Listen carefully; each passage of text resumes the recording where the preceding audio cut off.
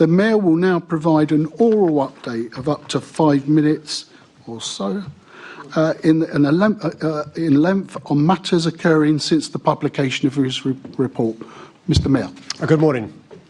I'm delighted to share with the Assembly in London the news that the government will be supporting the delivery of the Docklands Light Railway extension to Thamesmead in the upcoming budget.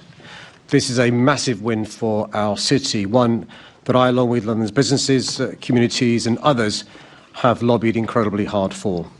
The DLR line extension, which will include a new station at Beckton, is critical, not just to stimulating job creation and growth in our capital, but across the country.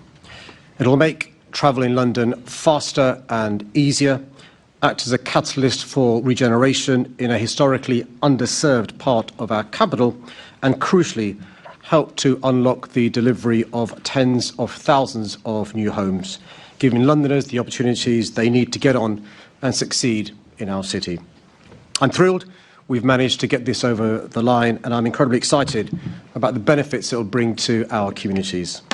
The DLR line extension isn't just a major infrastructure project, it's an investment in our future and a statement of our ambition.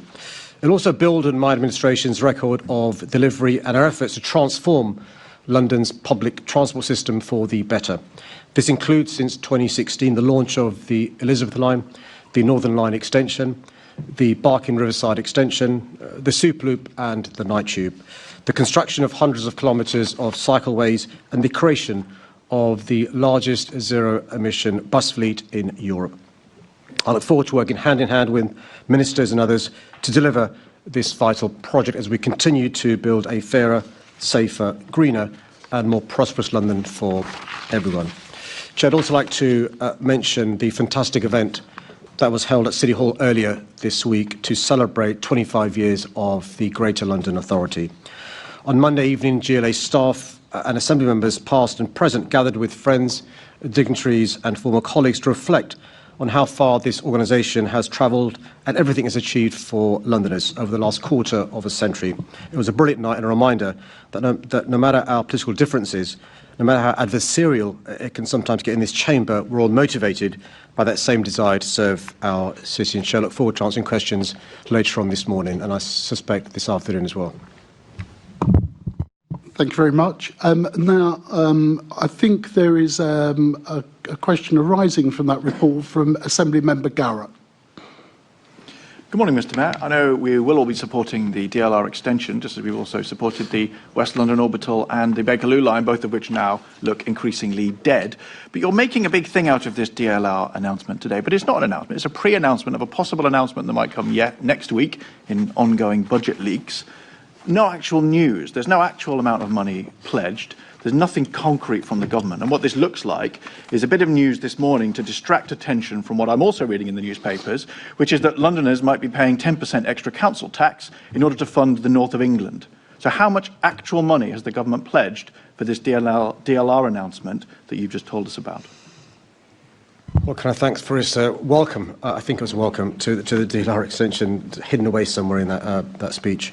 Look, the government has confirmed the green light to the DLR extension, and as with other projects in London, there'll be a combination of grant from the government and borrowing from the relevant sources. One of the things we've been talking to the government about is lessons from the Elizabeth line and the Northern Line extension in particular about how we can borrow against, for example, future fare receipts. Forgive me, I wasn't looking for the potted history of everything that's ever happened. My question was, how much has the government pledged for this announcement today that you've just told us about for the DLR?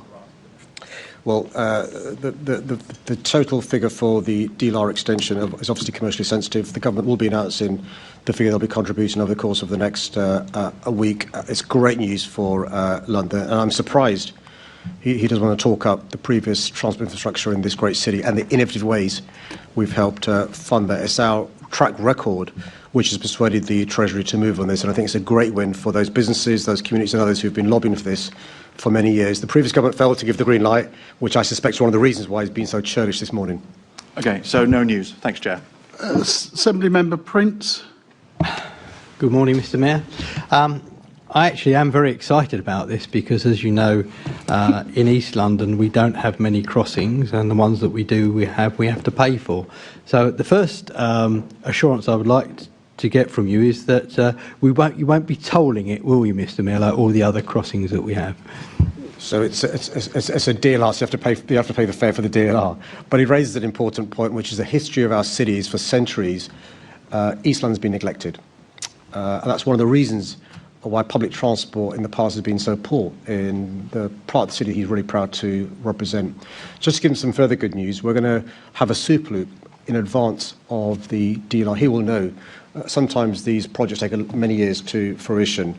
So the super loop 11 will be serving many of his constituents as well. But can I reassure him that with me as mayor, we keep fares low? Okay, so that concerns me a little bit, Mr. Mayor, because the project is due to open by 2032. Can I have your assurance you still won't be mayor by then? No, I don't. But can we? How confident can we be actually that this project will be on time, on budget, and that the government will help us? Because we always get moaned at about the people from the north. They always moan, "Oh, London gets more grant than anyone else," but we actually end up paying a lot of it ourselves. The Crossrail was a prime example, but. You know, with all due respect, Mr. Mayor, you haven't, well, where we come from, you haven't got a very good record of doing it on time and on budget. How can we be confident that you will do that, please?